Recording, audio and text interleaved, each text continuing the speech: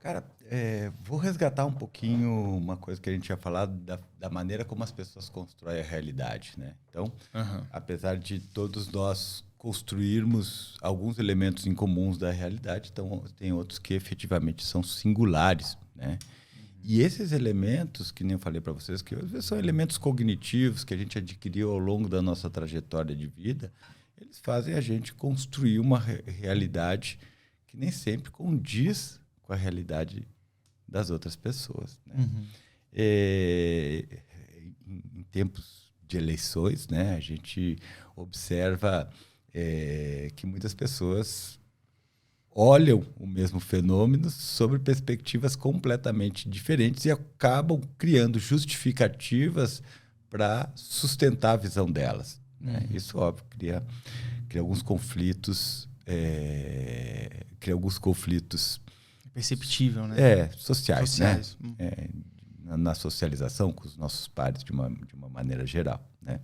Uma das coisas muito interessantes que eu ouço de ambos os espectros políticos, né, é que fulano desse espectro, daquele espectro é burro, é pouco inteligente. Eu vou já ser categórico para dizer que a capacidade intelectual, ela não define a forma como a gente constrói a nossa realidade, como a gente filtra os fatos para sustentar a nossa realidade, certo? Então, as nossas crenças, elas fazem com que as evidências sejam, de certa forma, adaptadas para reforçar, para corroborar com elas, certo? Então, se eu acho que determinado político é isso e outro é aquilo, eu vou filtrar os dados do ambiente e adaptar eles para sustentar meu padrão de crenças. Pessoas inteligentes fazem isso com mais facilidade, certo? Então, de uma maneira geral, histórias do ET Bilu ou qualquer coisa, elas entram efetivamente nessa perspectiva de pessoas que constroem uma imagem de mundo ou fatores explicativos para o mundo que, de certa forma, acabam sendo influenciadores na maneira como ele recebe e processa as informações, certo?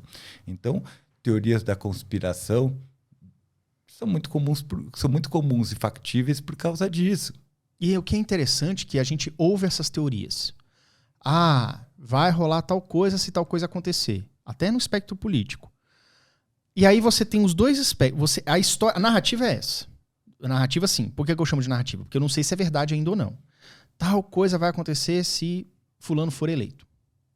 Narrativa.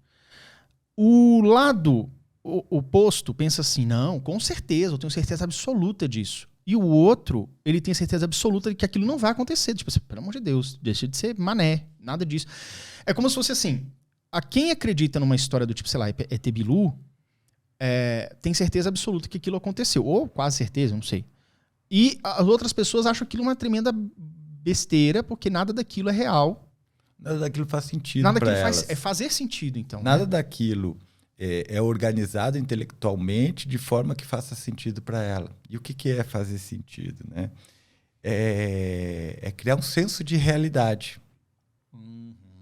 Né? Então, é juntar determinadas informações que, dentro dos meus padrões de crenças, gera esse senso de realidade, essa sensação de que as coisas têm lógicas, que elas estão interconectadas entre si. E tem pessoas que têm o mesmo padrão de lógica, e por isso que elas se formam... mais ou menos, não dá para afirmar isso. Mas tem determinadas pessoas que acabam tendo padrões de crenças em comuns e que acabam filtrando a realidade de uma maneira muito, muito parecida, né? Entendi.